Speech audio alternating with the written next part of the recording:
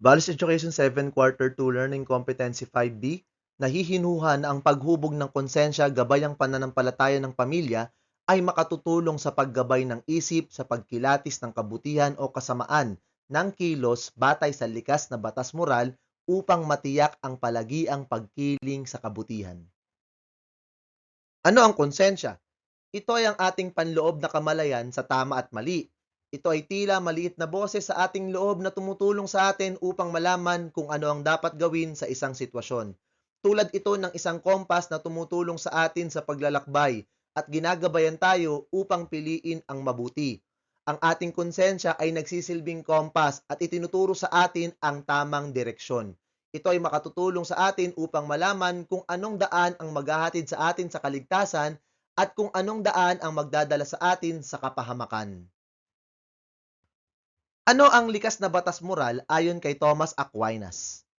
Ito ay kaisipan na nagsasabi na mayroong mga likas na batas na nakapaloob sa ating mundo na tinutulungan tayong malaman kung ano ang tama o mali, na ginagabayan tayo kung paano tayo dapat mamuhay.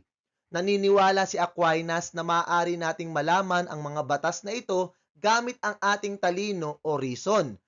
Ito ay mga batas na likas nating alam tungkol sa kabutihan o kasamaan. Halimbawa, alam mong masamang magsinungaling kahit hindi ito sabihin sa iyo ng ibang tao, di ba? Bakit? Ayon kay Aquinas, dahil ito ay isang likas na batas at ito ay nauunawaan ng lahat ng tao. Ayon sa likas na batas moral ni Thomas Aquinas, ang mabuti ay mga kilos na nakatutulong sa tao upang umunlad at mabuhay ng maayos at masaya, tulad ng kabaitan at pagsasabi ng totoo. Ang masama naman ay mga kilos na nakasasakit sa tao o nakahadlang upang mamuhay ng maayos, tulad ng pagnanakaw, pagsisinungaling at pananakit. Sa mga susunod na slide, tingnan natin ang iba't ibang sitwasyon at alamin kung paano nakatutulong ang konsensyang hubog sa pamamagitan ng pananampalataya ng pamilya sa pagkilatis ng kabutihan o kasamaan ng kilos. Habang naglalakad ka pa uwi galing paaralan, may nakita kang wallet sa kalsada.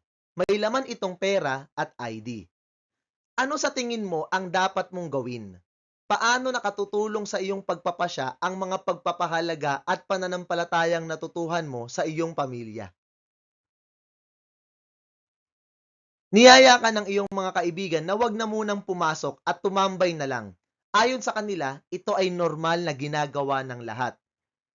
Ano ang sinasabi ng iyong konsensya tungkol sa pagbubulakbol? Paano nakaaapekto ang iyong pamilya at pananampalataya sa iyong pagpapasya? Nakita mo ang kamag-aral mo na binubuli at walang tumutulong sa kanya. Ano ang dapat mong gawin? Ano ang natutuhan mo sa iyong pamilya tungkol sa pagtrato sa kapwa? Paano nakaiimpluwensya ang pananampalataya sa iyong damdamin tungkol sa pagtulong sa kapwa? Napansin mong tumitingin sa papel mo ang iyong kaibigan habang nasa pagsusulit. Sabi niya sa iyo, "Ngayon lang please." Ano-ano ang pagpipilian mo? Ano ang turo ng iyong pamilya at pananampalataya tungkol sa katapatan? Maituturing ba ito na pagtulong sa kapwa tulad ng itinuturo ng relihiyon? Nanghingi ng tulong ang iyong nanay sa iyo sa paggawa ng mga gawaing bahay. Subalit ang nais mo talagang gawin ay maglaro ng mobile games. Ano ang dapat mong gawin? Paano nakaiimpluwensya sa iyong pagpapasya ang pananampalatayang natutuhan mo mula sa pamilya? Bilang konklusyon, ang isang hubog na konsensya ay nakatutulong sa ating sundin ang likas na batas moral, kung kaya tayo ay nahihikayat na kumiling sa kabutihan. Ang hubog na konsensyang nagagabayan ng pananampalataya ng pamilya ay nakatutulong sa atin na mahinuha ang kabutihan at kasamaan ng isang kilos. At dyan po nagtatapos ang ating aralin sa araw na ito. Salamat po sa panonood at pakikinig. Nawa'y may natutuhan kayo. Paalam!